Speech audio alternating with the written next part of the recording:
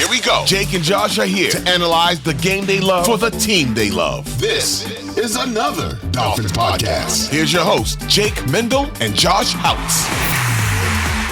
To another edition of another Dolphins Podcast. For the 17th time this year, we are here to preview a Miami Dolphins football game. Joining me, Joshua Houtz, Brian. You can find him on Twitter at BrianCatNFL. Gentlemen, it all comes down to this. Yes. And the question is, it does come down to this. And I remember the night of December 11th when the Dolphins were about to go, 10-4 against the Titans, 3 minutes left in the game. And the Bills at the time were 500. And never did I think 27 days later, the Dolphins would be playing the Bills with the Dolphins as underdogs at Hard Rock Stadium. But the other side of that is it all goes away and nothing really changes from that Titans game if the Dolphins end up getting that 2 seed.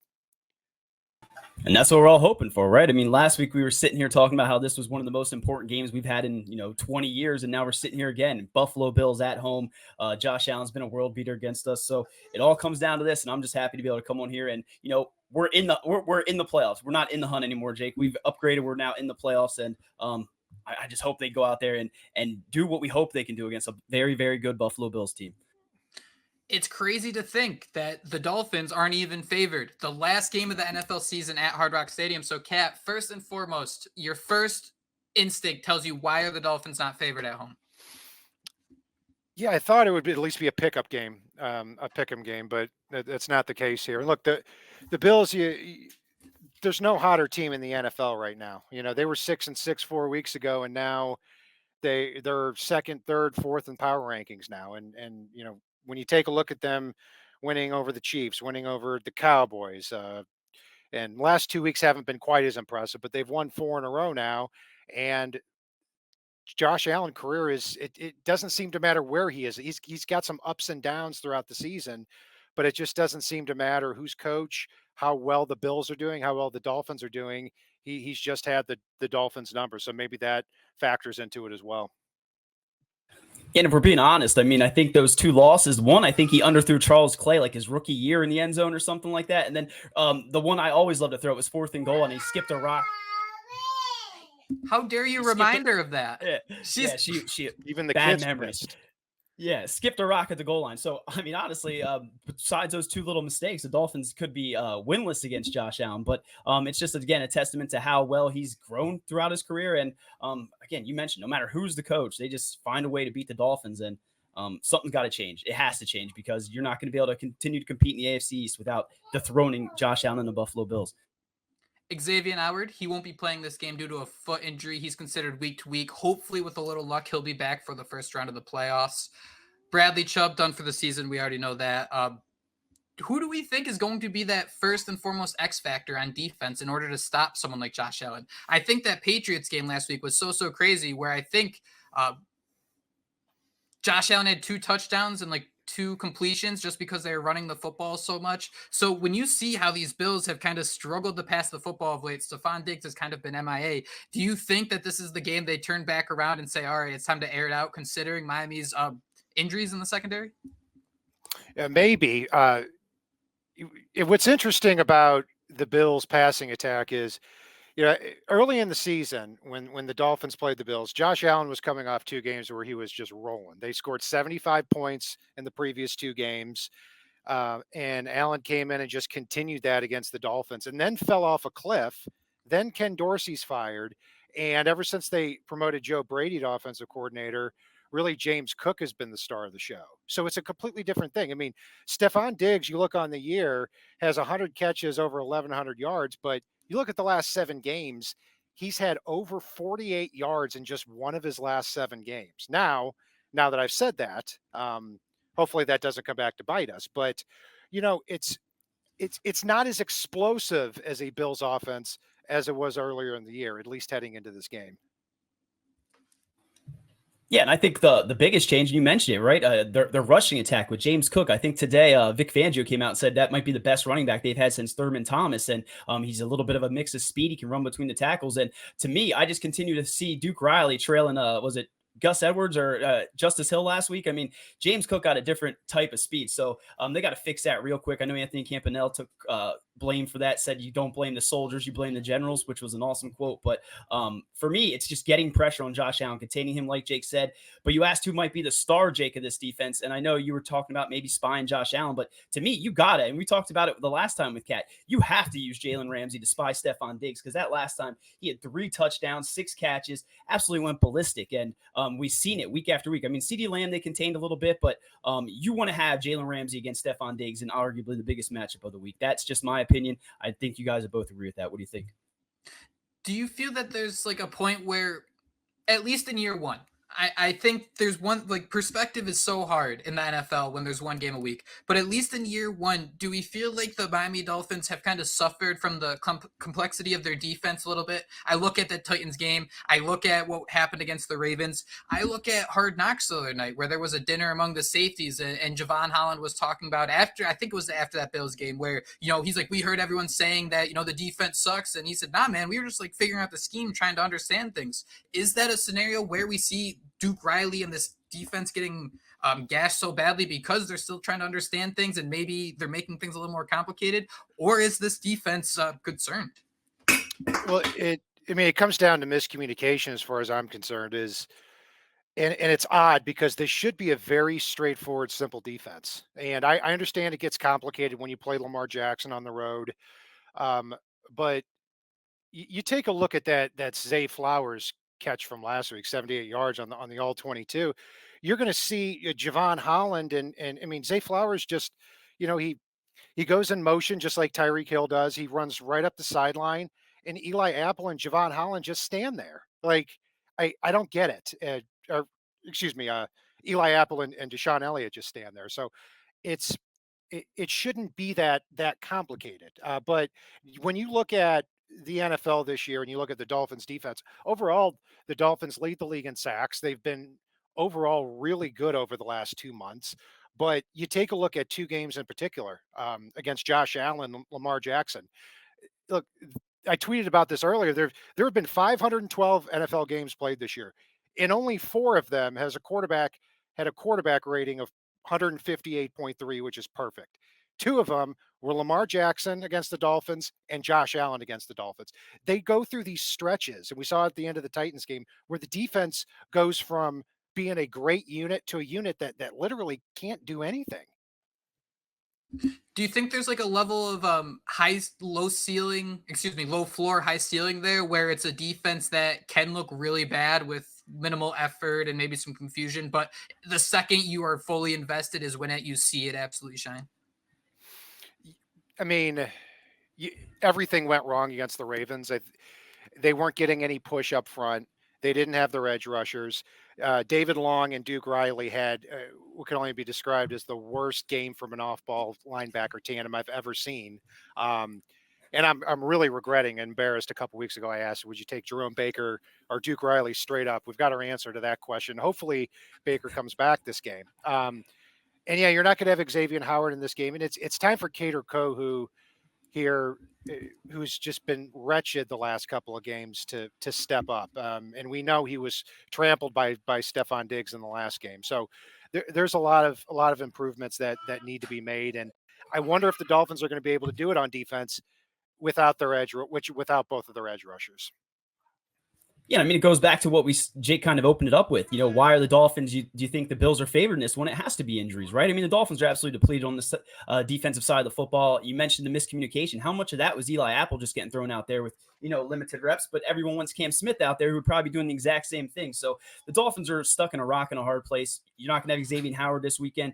The pass rush, it sounds like it's going to be AVG on one side, Ingram and Ogbah on the other side. So it's obviously not the same defense that the Bills played earlier in the season, and they put 48. Dolphins can rebound. I hope they can find a way. But like you mentioned, Kat, Josh Allen really isn't the same Josh Allen. Jake mentioned it. Last week he had 2 rushing touchdowns, but he also had 2 interceptions and threw for 169 yards. I think I had that right. So, I mean, he is beatable, and you just got to hope that Vic Fangio figures something out. I mean, I think he was a little stubborn last week against the Ravens. You have it, like you said, a similar problem in Josh Allen. You got to find a way to stop him, and I'm going to be completely honest. I'm a little bit queasy. I'm feeling like Joe Phillips and getting ready to call timeout and sending Philip Wheeler's ass back out there. I'm a little queasy about this one. How big of an X factor are the Buffalo Bills tight ends? We saw Dalton Kincaid get pretty involved last week. Dawson Knox seems to have always been someone to score against the Miami Dolphins. So when you look at this spread and you see how the Miami Dolphins can kind of take advantage of being road dogs, I mean, Kat, where is that X factor matchup on the defensive side in terms of all three levels? Yeah, Dalton Kincaid, rookie, 66 catches this year, and they get Knox back a couple of weeks ago as an additional weapon there, and it really allows them to use to splinter one of them off to give some different looks, and it also allows them to give this look where they play with 7 offensive linemen because they've got a tight end on each side. So yeah, it certainly does give them a bigger look. But to me, where the Bills have been so dominant against the Dolphins over the last couple of years is when Josh Allen is well protected. The field is spread open. He has room to run. And he's not as maybe constricted or I'm not sure if constricted is the right word, but he's playing more in a box now at this point in the season than maybe he has in previous seasons. So hopefully that works out to the Dolphins' favor in this one. I'm a little bit worried about Kincaid as well. Like you said, Jake, I mean, that guy, he's starting to come along. We saw him last week. I think he had a 50-plus yard catch and run. So he's a talented, big slot receiver. And, we're talking about how depleted these corners are. I mean, who would you have cover him, Kat? Who do the Dolphins use to cover a Dalton Kincaid in the slot? Because, I mean, he's a big dude. And Cater Kohu matching up, in the slot against him. I mean, I don't know about that one. Yeah, I mean, he'd certainly be giving up a lot of height to him. I mean, Kincaid's 6'5", Cater Kohu, significantly shorter than he is. And that's where it gets interesting, where the matchup gets fascinating, because do you play Kohu in the slot to cover Kincaid? You probably do. And then you've got Eli Apple on the outside, probably going one-on-one with Gabe Davis. Now, Davis is just as likely to get 100 yards as he is to get blanked. But against the Dolphins, he seemed to have a lot of success. Gabe Davis is the one I kind of have circled too, because I think there's going to be like a game plan you could stew up that for 80% of the game plan, you could probably ignore Gabe Davis, but that 20%, it's like Zay Flowers was last week. He had 3 receptions, over 100 yards and a touchdown, and sometimes it's all you need to be an absolute dominant player. So guys, just to kind of put a little bow on this here before a little break, does it make sense the Dolphins are underdogs at home? Kat, we'll start with you. On paper, no. I think it should at least be a pick 'em. We'll wait till the end of the show to see if I think the Dolphins will actually win or lose. I'm still going back and forth. I don't know what to say to that. You're making me feel even queasier, man. But I think for me, I do think it should be more of a pick 'em. But after what they did last week, right, giving Lamar 5 touch, I know it's Lamar Miller, he's the MVP, but you went out there and you looked Lamar like Miller. Throwback. Did I say Lamar Miller? Yeah. 2 peas in a pod, right? They're basically the same player, but you know what I mean. There's no reason why the Dolphins are home dogs, and I'm intrigued to see what Kat says, because he's starting to sway my opinion as well. So I don't know, man. Yeah, I actually came into this podcast today not entirely sure, because this week there's been some dread. I haven't listened to as much football content as I'm used to, but that's kind of what makes it fun, right? The week 18 of we have no idea what's going to happen. We have 17 weeks of data, and it means absolutely nothing. Let's take a little break here. On the other side, let's talk to Tagovailoa and the offense, so stay tuned.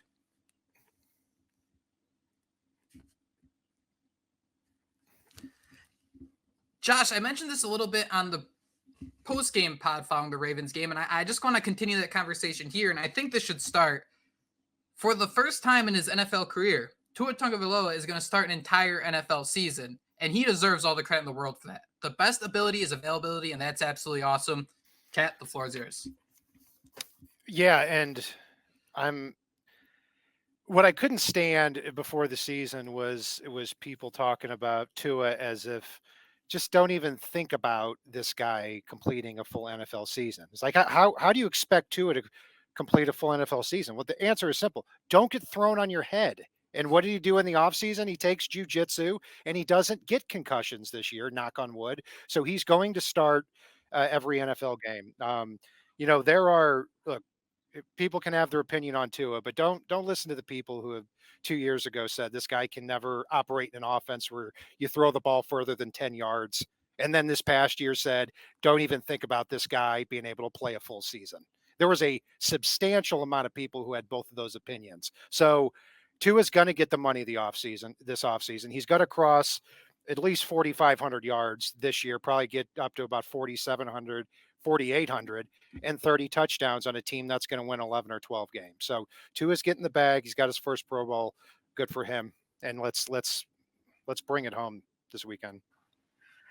Yeah, first quarterback since Marino in 1995 to make the Pro Bowl. And I was going to ask both of you if you do give him the bag, because I've been a pretty big Tua stan my entire, ever since the whole tank for Tua thing. And you start watching the film and see how good he is, and you're starting to see him finally come along. And now that he put together that healthy season, he's probably going to lead the league in passing yards as well. He's an MVP candidate. They got the Pro Bowl now at health. I mean, he is definitely getting the bag when you look at what some of these other quarterbacks are getting. So I'm glad you said that, Kat. Jake, would you pay Tua Tagovailoa at the end of the season based on everything we've seen, assuming we don't go out assume we don't go out this weekend and play like we did last weekend? And even then, I think you still pay him, right? That doesn't change anything. You look around the league, he is a starting quarterback. He's a franchise quarterback, and I'm with Kat. Pay him the bag. What about you, Jake? I kind of wanted to be the guy to say if they go 0-3, you should have serious questions. But I mean, I think the one thing we're all falling for late in the season is we're forgetting about how long the NFL season and how Tua was on an absolute tear for 10, 11 weeks. I think you pay him, no questions asked. And I think the only debate people want to have is, well, it's not, but you could say, hey, let's wait another year. Let's use that fifth year option. You pay him now. You make that thing as cheap as possible, because he's one of those. I mean, they paid Tannehill, right? If we paid Tannehill and we felt okay, cool about it, there should be no questions asked about Tua. I think you're in a scenario here where in 2 years down the road, and that contract's just kicking in, you're already going to be saying, I don't know, Will Levis is making more than Tua. I would not be surprised if we're shocked having that conversation, because that's just how the contracts work. So I think the longer we spend, debating, should we, shouldn't we? Well, you're just in a Christian Wilkins spot where we're in a situation wondering, all right, we should have paid him. We missed out on it. And now we just got to pay even more money. I have a different opinion on Christian Wilkins. I don't think the Dolphins should pay him. I'll throw out listen, elite run defender, 8 sacks this year. Good for him. And my opinion on Wilkins is solely within the context of him reportedly trying to reset the defensive tackle market. And I gladly would have given him the same contract as Zach Sealer. Let's tie those two guys together here for the next however many years, but 20 plus million. I mean, look, he's got 8 sacks this year. Here's a fun fact about that. All 8 of his sacks came against teams that are drafting in the top 8 in this upcoming NFL draft. So you get into these games against the Bills. Christian Wilkins has played in 9 games against the Bills. He has 1 sack and has done nothing but piss off Josh Allen and pave the way for him to torch the Dolphins secondary. So look, he's a good player, but to me, not someone I'm paying $20 million per year to.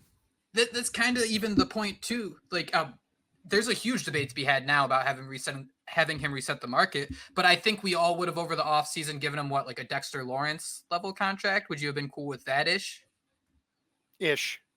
I'll stay Zach Sealer, 13 to 15 million. And look, he upped his sack numbers. He's a good player, but am I gonna pay him $20+ million when I saw what he did against the Ravens and what he's done against the Bills against the pass over the last few years? No. I mean, I'm not going to do it. And I think Sealer's overall even as good or as valuable to the Dolphins as Wilkins is. And to your point, I mean, this is part of the thing when you sign to a Tagovailoa, right? You're not going to be able to pay Christian Wilkins, a Jaylen.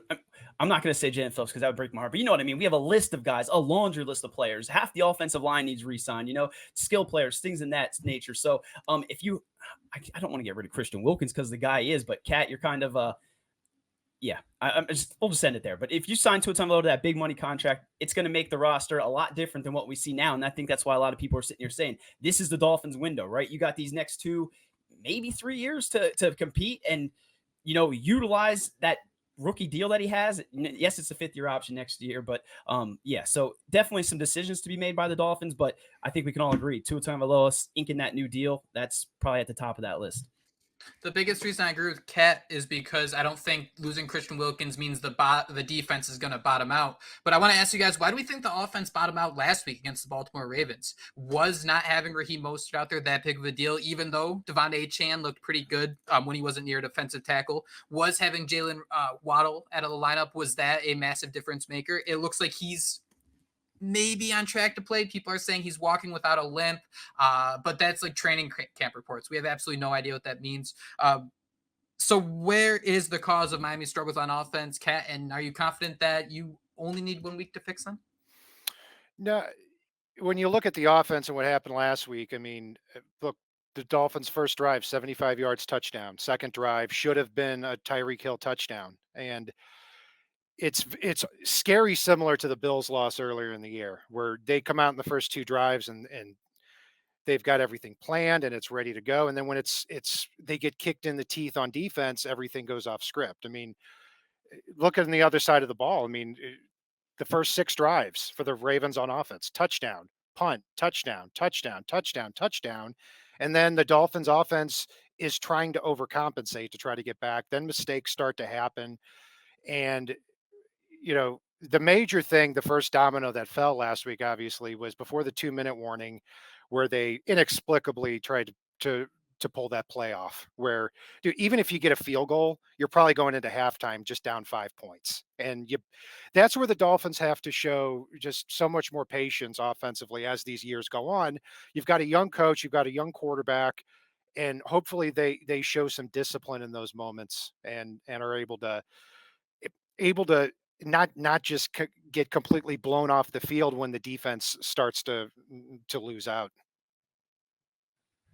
Yeah, I'm with you. And I think, as soon as the Ravens, I mean, they have very good linebackers, and we know how the Dolphins like to work the middle of the field. As soon as they, started taking things away there, that kind of did seem to all fall downhill. You mentioned how they come out with these scripted plays and the offense is cooking. And then when they get punched in the mouth, when they have to adapt, it just doesn't work out. So I think that game would have went a lot different. Obviously, if Tyreek Hill catches that ball, maybe, I don't know if you went back and looked, but they should have probably called a delay a game or went to the 2-minute warning on that interception. It looked like the clock might have hit 0, but that is where that game kind of spun out of control. So I want him to go out there and continue to do what we've seen. I mean, Jake, you mentioned no Raheem Mostert last week, but Devon Achane looked like he belonged. I do think I forget where I read, someone mentioned it in Barry Jackson in a reply, but it sounds like Raheem Mostert's going to play this weekend. So go out there, pound the rock. I think in the first game, Devon Achane had 101 yards on 8 carries and 2 touchdowns. So get that run game going, work the play action and things like that. And just don't turn the ball over, right, man? Because that's what has, been that black cloud overhead for so many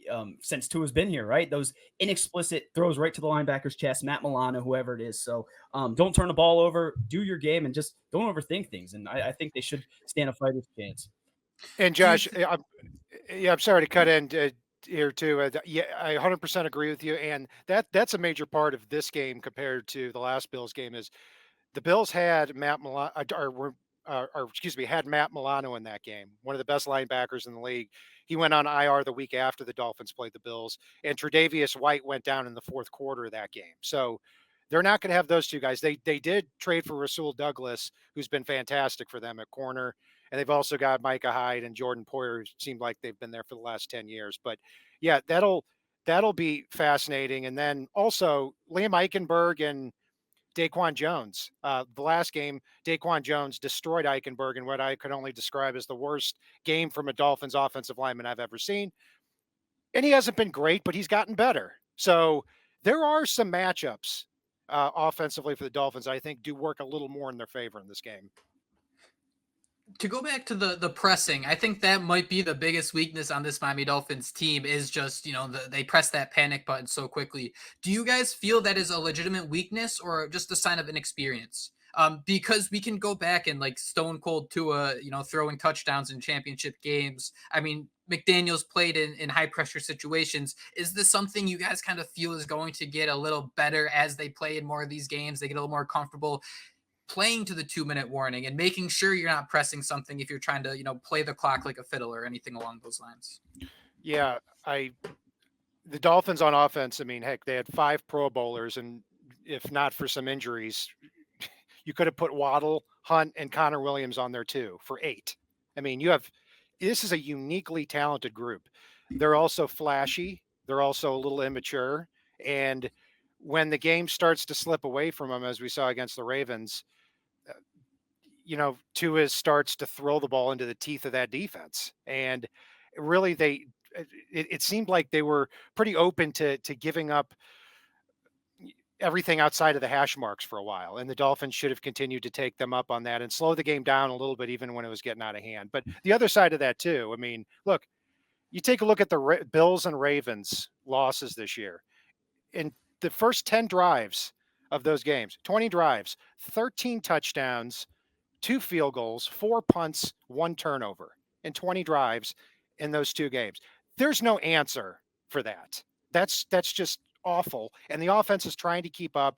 They sputter out, they make mistakes. So the defense has to play a role in that too. I think it's something that'll eventually come along. At least I hope. I mean, we've been talking about Mike McDaniel's clock management, towards the late that Bills game, that Bills wild card game, I think is what stands out. There were times at the end of that game, I think he was smoking a vape instead of getting the plays in or whatever. But I think it'll all come together. I'm a little bit torn on whether I'm okay with them having that big play. Because, I mean, you would rather to go out there and have that as disposal. No, anytime I can drop back and hit Tyreek Hill for a big touchdown, but you want him to kind of, use that at the right time. So I'm okay with Tua taking those chances, but there's a time and a place to do so, and to rush down there before that 2-minute warning, like we've all said, I mean, that's where the game completely spun out of control. So just be smart. Don't feel pressed. Who do you guys feel like the Dolphins need to really get involved in this game? One thing I'm going to complain about all offseason is how little they've used Braxton Berrios as a receiver. I mean, Kay, you're just talking about how they should be attacking outside the numbers more. I think Berrios on those out routes is exactly what the Miami Dolphins have been missing, especially if you have, Tyreek Hill, Jaylen, Waddle, these guys clearing out underneath. Don't get me wrong. These are the out routes that turn into pick sixes a lot of the time. But at the same time, I do think there are some opportunities where you have a stellar quick route receiver like Braxton Berrios, where you can get it a little more involved, make things a little simpler for the offense at times. I'd like to see a lot more 2 running back looks, or even maybe 3 running back looks with Devon Achane. I'm never going to pronounce his name right again.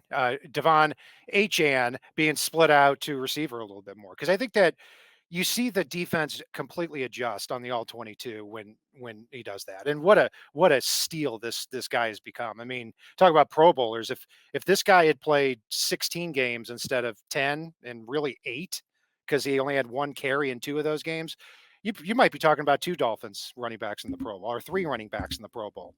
So, but I would like to see them split him out wide a little bit more on some of these plays, and maybe get Jeff Wilson in the backfield to give you kind of a power component to go with his speed. Because, I've really been disappointed with what the Dolphins have done here at wide receiver after Tyreek Hill and Jaylen Waddle. I mean, Cedric Wilson had the touchdown last week, but he and Tua are constantly not on the same page. Like, I don't know whose fault it is, but never on the same page.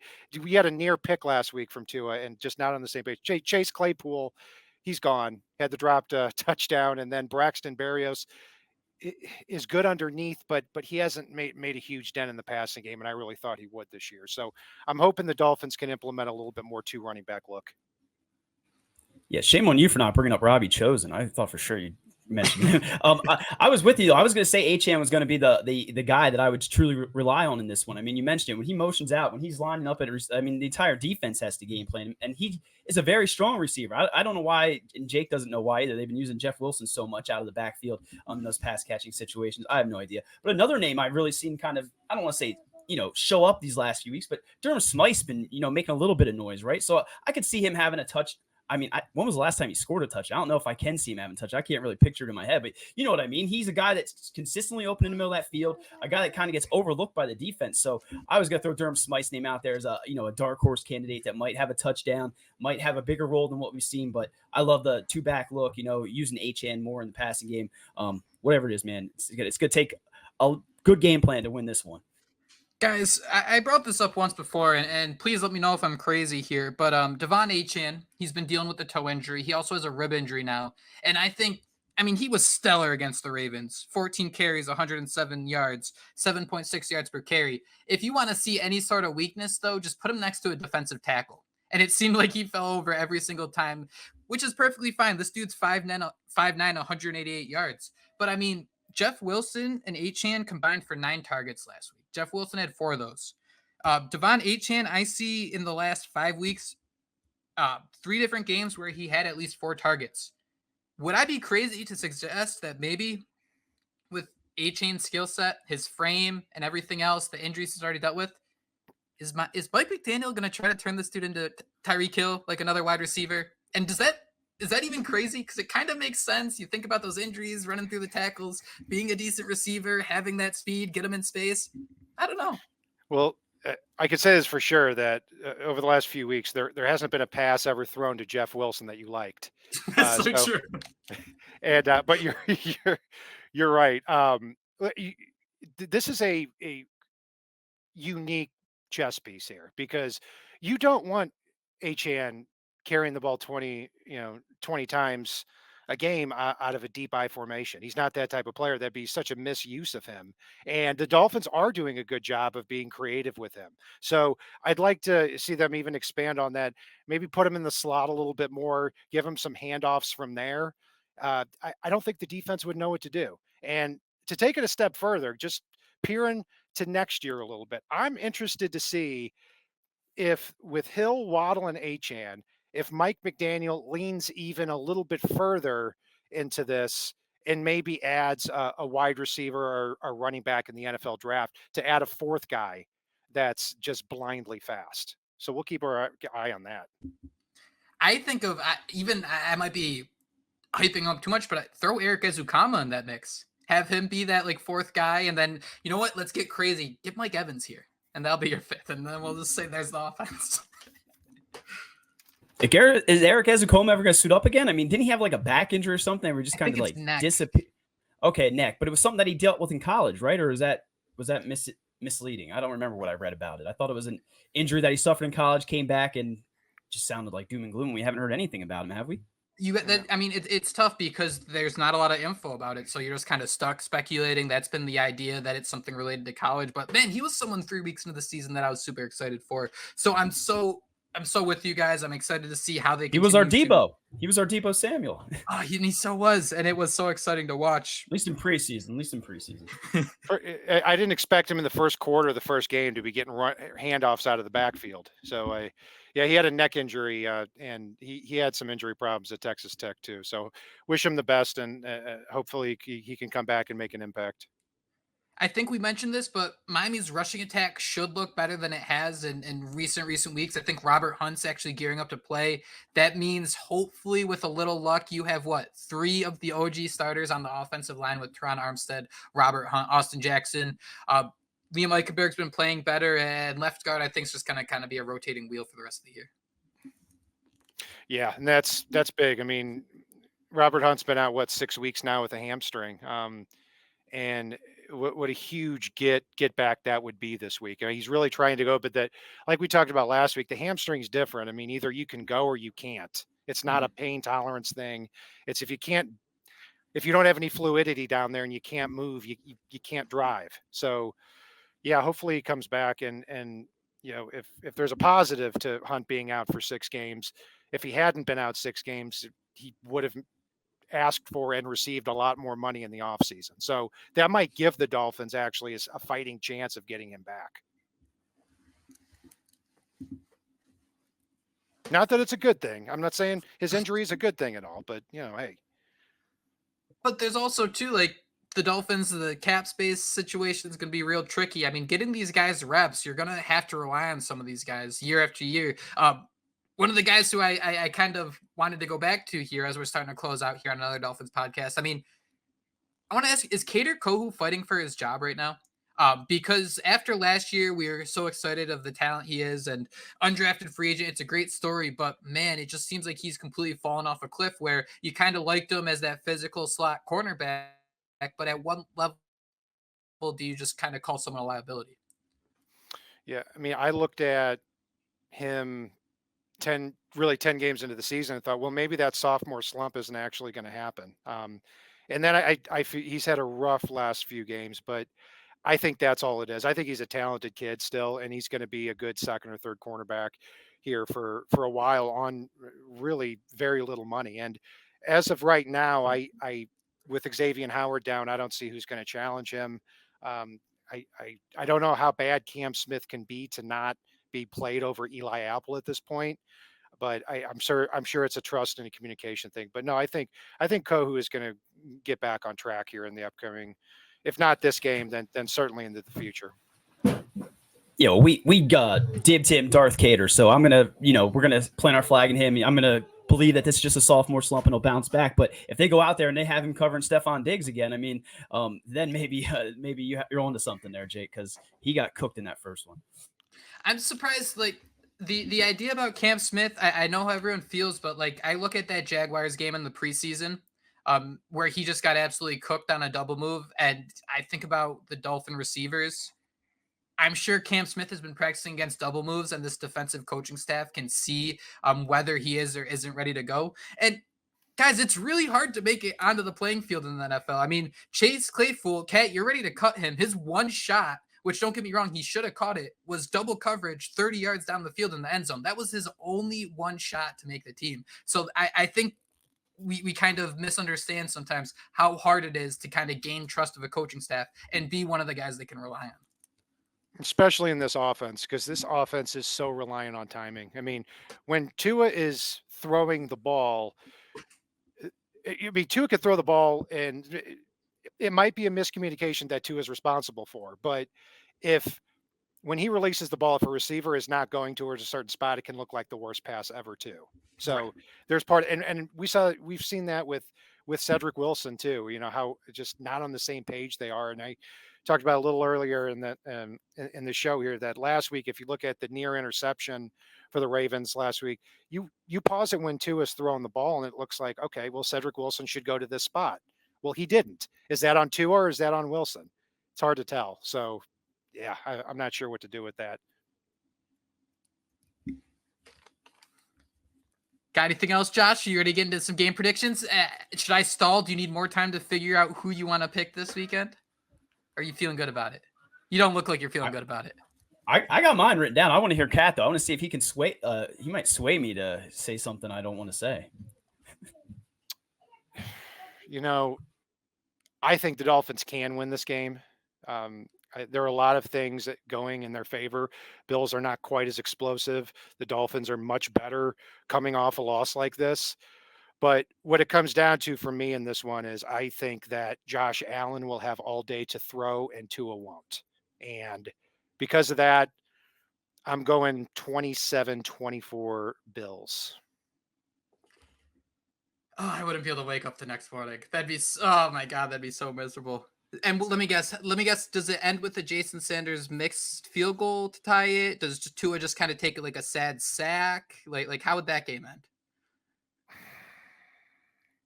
I don't even want to see. Now I'm getting jittery about that. Welcome to hell. Durham Smythe drop touchdown pass, I'm going to say.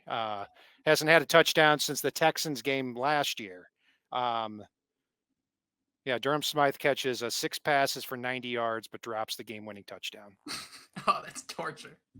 69, nice. I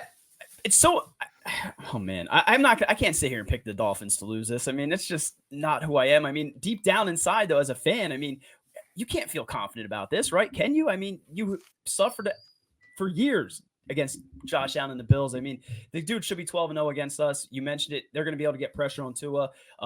We might not be able to get pressure on Josh Allen, and he has those legs that are just ever so dangerous. But again, I'm a homer, so I'm going to stick with it. We'll go 21-20 Dolphins. I'm going to say that Jason Sanders hits that game-winning field goal, but that's, again, just me being a homer and praying to someone above that they're listening. Are you saying the Dolphins kicked 7 field goals in this game? That's what I was thinking too. Really? I did not do the math. I just thought 21-20 sounded great. So it could be, right? It's possible. We've been there before. They score 2 touchdowns. They get the 2-point conversion twice. Josh Allen runs through the back of the end zone for a safety late. I was just going to say Sperano. I said someone looking down on us. Sperano's looking down on us, fist pumping every single one of them. Okay, yep, speaking into existence, 21-20. There could be a touchdown there somewhere. Or no, I don't know. So I think it's really weird that after the Titans loss, everybody was really upset that the Chiefs beat the Bills. And everyone was like, we should have rooted harder, because if we rooted harder, the Bills would have, or the Chiefs would have won, and we'd feel better about that. And we'd already had the division clinched. The thing is, we can't, scared money doesn't make money. We can't kind of hope that the Dolphins, everything's going to fall right for them. They have to go out and take it eventually. And I mean, this is a Bills team. We know that they've lost to some pretty bad teams, the Patriots, the Jets, the Broncos. There's a reason why they have 2 guys in the Pro Bowl. It's not because they're not talented. It's because no matter the day, it's a wild card. You don't know if Charlie's going to cut the brakes or not. You don't know where that minivan's going to drop off. That's why I like the Dolphins. Just because of what happened last week, for how annoyed they are. Yeah, how great of an analysis that is. These guys are mad, so they're going to go out and win. But I think the Dolphins are at a certain level of pissed off, where we go back to like that Philly game. Oh, no, we have to face Philly after they're coming off a loss. They're really pissed off. I think there's something to that. I think this Bills team is about as confident as they can be. 4 straight wins. They are about as inconsistent as a football team you're going to find. That's why I like the Dolphins. And God, man, for once in our lives, can we see the Bills season just unravel? I've never seen it. I didn't get to see 4 straight Super Bowl losses. I didn't get to fire off tweets after that. For once, can we see the Dolphins go out? Maybe it's another big Raheem Mostert game, the revenge for last year. Just come out, run the football, control the clock. Don't force it, and just kind of walk through a game, maybe 24-10, where you just have Josh Allen not having answers. You force him to run the ball 17 times. I don't know, man. I have been dreading this game all week. Queasy as all hell. But I mean, as a Dolphins fan, if the Dolphins were the Bills right now, they've hyped up their fans. Everybody's as happy as they can be. Josh Allen is MVP. That's usually, at least for Dolphin fans, when they get slapped right in the face. And that's what I'm hoping happens Sunday night. I'll say this, though, too. I'll go back 20 years ago now, because I don't know how you guys, I'm sure I'm older than you guys are, but at least, Josh, like you said earlier in the show, at least if this is a situation where if the Dolphins were to lose, it would be, it would suck at everything, but it's not a situation like in years past where they're not in the playoffs, so they don't get another crack at it. I mean, I remember back in 2002 where the Dolphins, it was the year Ricky Williams led the league in rushing, and Ray Lucas came in and went 0-4, and Jay Fiedler had its only really good season as a quarterback, and the AFC was terrible that year. They were playing the Patriots in the final week. The Dolphins were up 24-13 with 2 minutes left in the game. If they win the division, and they're the number 2 seed. They lose, they're out of the playoffs. And they blew an 11-point lead in the final 2 minutes. So I'm ready for this, okay? I'm battle tested, all right? And do I think they're going to win? If I had to pick, no, but I think they very easily could. That reminds me of the pleasant year 2013 when the Dolphins needed to either beat the Bills or Jets to make the playoffs. I think the Bills shut them out 19-0. And then, God, man, that Jets game, I think Geno Smith scored a rushing touchdown in the second quarter. I think Dolphins in the second half was turnover and downs, interception, turnover and downs to end the season. I mean, we gave that guy a contract extension. That right there, I mean, God, like Tua struggled at times, man, but 2013, it was even worse than that, because not only did they lose to the Bills 19-0, they could have made the playoffs. They lost to the Jets 20-7 when they were heavy favorites. But going on at the same time, it was like the Ravens and the Chargers both had to win or lose, and both of those things clearly were going to happen. And the Dolphins just needed to win against the hapless Jets. First drive of the game, Mike Wallace scores a touchdown, and then they don't score a point the rest of the game. So listen, we're Dolphins fans. We're battle tested for this stuff here. So, you know what? I can't switch my prediction, but I'm really go back on it. Yeah, come on. All right, fine. 27-24 Dolphins. Let's go.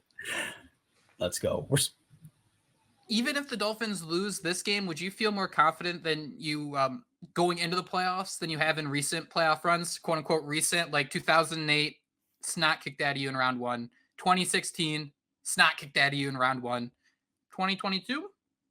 Not too bad. So do you guys feel more like that 2022, even if it's a loss, or do you kind of feel like they might be headed towards that brick wall in the first round of the playoffs if they have to hit the road? No, I think that's what's frustrating about it. I mean, you look at they've got 6 Pro Bowlers: Tua, Mostert, Ingold, Tyreek Hill, Armstead, and Ramsey. They have 6 more that would have been in or close to it if not for injuries, which are Achane, Waddle, Hunt, Connor Williams, Phillips, and Holland. And then haven't even brought up Zach Sealer, 9.5 sacks, Christian Wilkins, 8 sacks, Bradley Chubb, 11 sacks and 6 forced fumbles. Andrew Van Ginkel is 6th as edge rusher for PFF.